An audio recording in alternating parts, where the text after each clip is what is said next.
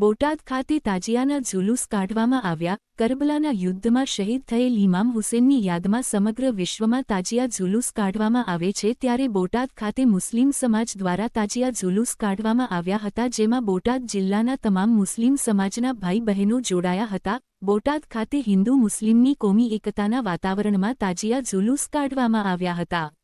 આ તાજિયા જુલુસ નિમિત્તે કોઈ અનિચ્છનીય બનાવ ન બને તેવા હેતુથી બોટાદ પોલીસ દ્વારા ચુસ્ત પોલીસ બંદોબસ્ત ગોઠવવામાં આવ્યો હતો અને આ ચુસ્ત પોલીસ બંદોબસ્તમાં તાજિયા જુલુસ બોટાદમાં વિવિધ જાહેર રોડ તેમજ રાજમાર્ગો પર ફરેલા હતા। બોટાદમાં તાજિયા જુલુસ નીકળતા બોટાદના ધારાસભ્ય ઉમેશ મકવાણા દ્વારા તાજિયાનું સ્વાગત કરી દર્શન કરેલા હતા તેમજ સમાજના આગેવાનોનું સન્માન કરવામાં આવ્યું હતું। આમ કોમી એકતાના વાતાવરણમાં બોટાદ ખાતે તાજિયા જુલુસ કાઢવામાં આવ્યા હતા। रिपोर्टर जयदेव वी मंदिर पाड़ियाद।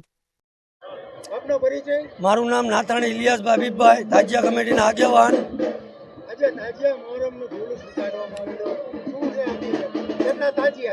5 ताजिया से अमारी इमाम हुसैन शहादत ताजिया से लगभग में 70 वर्षथी काढ़ी छे। हिंदू मुसलमान बोटाद में फूल भाईचारो से शांति माहौल से। अत्यारे दीनदयाल चौक में पहुंचा से। हिंदू मुसलमान तमाम कौमनो साथ सहकार है और शांति थी ताजिया आगळ वधी रह्या छे।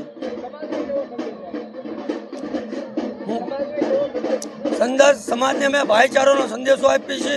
आवो नवो भाईचारो रे बोटाद में ये अमे दुआ अल्लाह माए करवी छे ने ईश्वर माए करवी छे।